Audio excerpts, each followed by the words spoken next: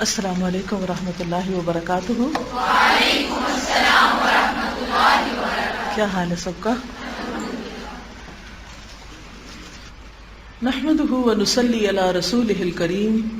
اما بعد فاعوذ باللہ من الشیطان الرجیم. بسم اللہ الرحمن الرحیم. رب اشرح لی صدری ویسر لی امری واحلل عقدۃ من لسانی یفقہوا قولی. یکساں انسان. حدیث میں آیا ہے کہ پیغمبر اسلام صلی اللہ علیہ وسلم مدینہ میں ایک مقام پر بیٹھے ہوئے تھے. اس دوران وہاں سے ایک جنازہ گزرا. آپ اس کے احترام میں کھڑے ہو گئے. آپ سے کہا گیا کہ یہ ایک یہودی کا جنازہ ہے. آپ نے فرمایا کیا وہ انسان نہ تھا؟ الیست نفسا. خدا پرستانہ زندگی کا اصول یہ ہے کہ ہر انسان کو عزت اور احترام کی نظر سے دیکھا جائے، خواہ وہ ایک مذہب سے تعلق رکھتا ہو یا دوسرے مذہب سے، خواہ وہ اپنی قوم کا آدمی ہو یا غیر قوم کا آدمی.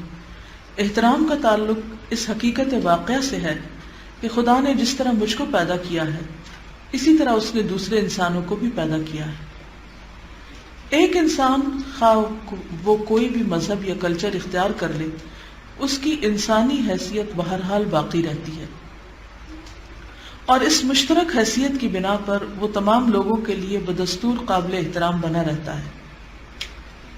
یعنی جب آپ کسی بھی انسان سے معاملہ کریں تو اس بنا پہ نہ کریں کہ اس کا مذہب اور دین اور وہ کیا ہے، کیونکہ اگر آپ انسانوں کے ساتھ معاملے میں یہ فرق رکھنے لگ جائیں گے تو اس کا نقصان کیا ہوگا کہ دین کی دعوت نہیں دے سکیں گے آپ. بعض اوقات کسی ایسے شخص سے آپ کا واسطہ پڑتا ہے جو بظاہر اس کے اندر کوئی دین کی بہت بڑی وہ نظر نہیں آتی پہچان، ایک دم آپ ججمنٹل ہو جاتے ہیں.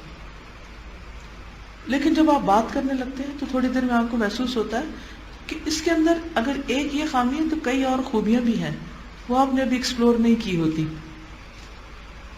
لیکن اگر آپ اس کی کسی ایک خامی کی وجہ سے اس کو ریجیکٹ کر دیں تو نقصان کیا ہوتا ہے؟ اس کی باقی خوبیوں کو بھی کارآمد نہیں بنا سکتے. کیا سمجھ آئی بات؟ مثلا آپ ٹریولنگ کر رہے ہیں، ایئرپورٹ پہ کھڑے ہیں، ٹرالی لے کے کھڑے ہیں، سامان لینا ہے، آپ کے ساتھ کوئی خاتون کھڑی ہیں جنہوں نے حجاب نہیں کیا ہوا. اب آپ کا طرز عمل کیا ہوگا؟ مجھے نہیں اس سے بولنا، مجھے اس کو دیکھنا بھی نہیں، اس نے حجاب نہیں کیا ہوا. نتیجہ کیا ہوگا؟ وہ آپ سے دور ہو جائیں گے، آپ ان سے دور ہو جائیں گے. ہمارا بھی امپریشن غلط پڑے گا کہ جب لوگ دین پڑ جاتے ہیں یا خود حجاب کرنے لگتے ہیں تو وہ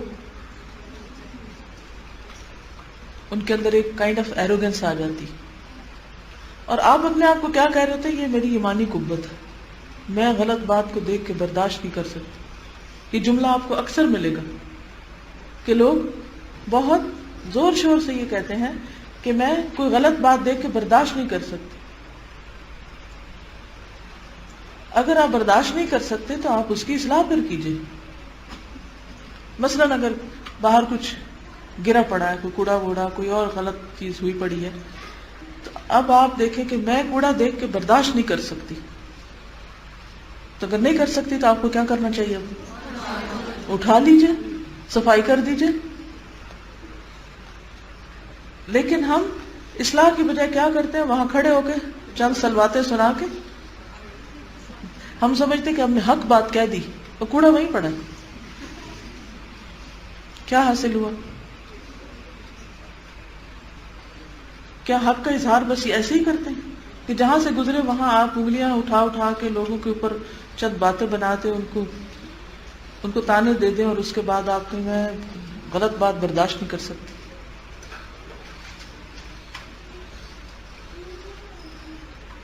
اگر آپ کو واقعی کھٹکتی ہے کسی کی کوئی برائی تو پھر آپ کو اس وقت سنجیدگی سے سوچنا چاہیے کہ اس سے یہ چیز کس طرح دور کروں، اور وہ طریقہ اختیار کریں کہ جس سے سانپ بھی مر جائے، لاٹھی بھی نہ ٹوٹے.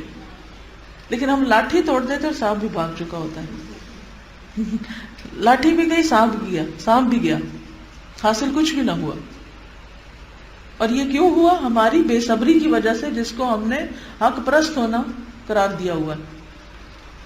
ہوتا ہمارا بے صبرا پن ہے، اور ہم نام اس کو کیا دیتے ہیں؟ حق پرست ہونا، ایمانی غیرت والا ہونا.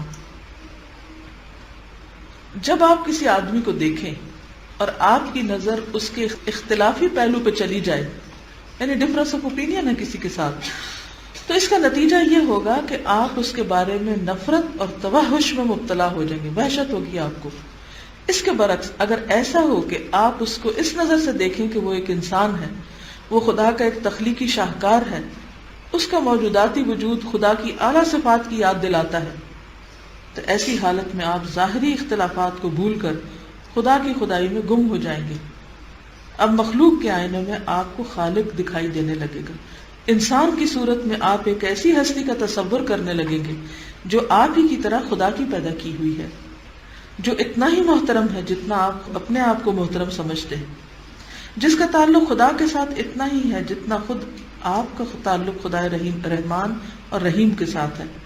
کسی انسان کا احترام انسان کے لیے نہیں ہوتا بلکہ خدا کے لیے ہوتا ہے.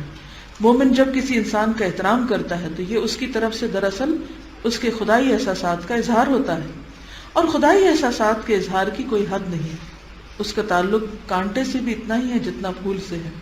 وہ ایک انسان کے معاملے میں بھی اسی طرح ظاہر ہوتا ہے جس طرح کسی دوسرے انسان کے معاملے میں.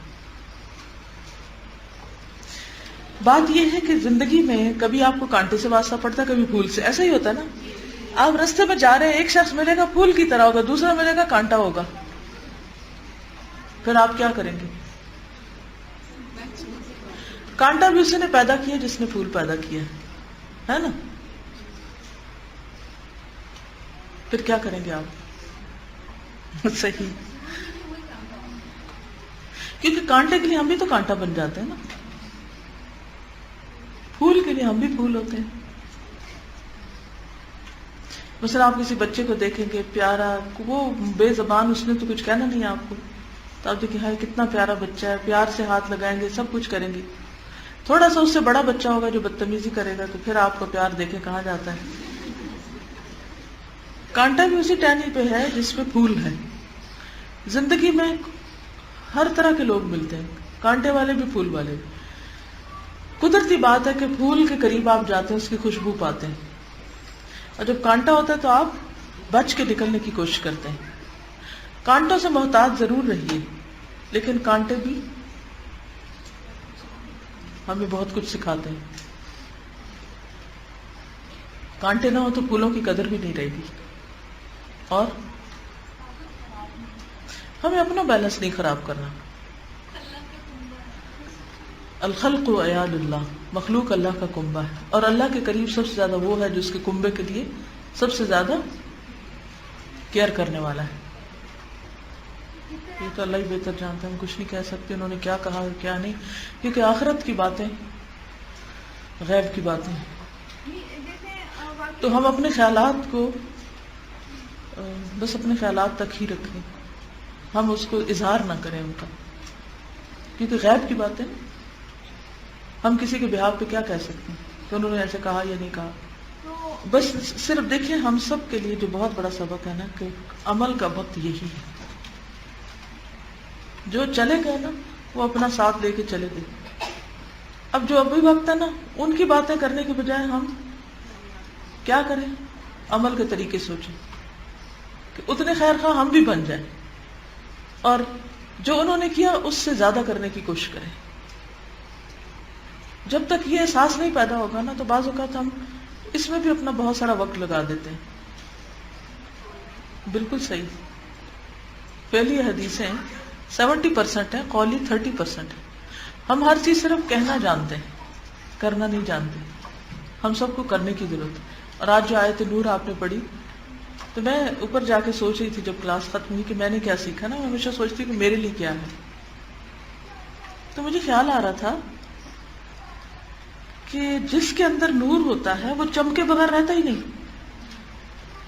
وہ کبھی اس کے اپنے تک نہیں رہتا. سمجھ آئی کیا سک؟ تو جو نور کی مثال ہے مثل نورہ کمشکات، تو وہ نور ایمان جب اندر آتا ہے نور ہدایت اندر آتا ہے تو انسان کا اپنا اندر بھی جگمگا اٹھتا ہے، اور جس کا اپنا اندر جگمگا اٹھے تو یہ ہو نہیں سکتا کہ وہ دوسروں تک روشنی پہنچائے نہ، ہو ہی نہیں سکتا۔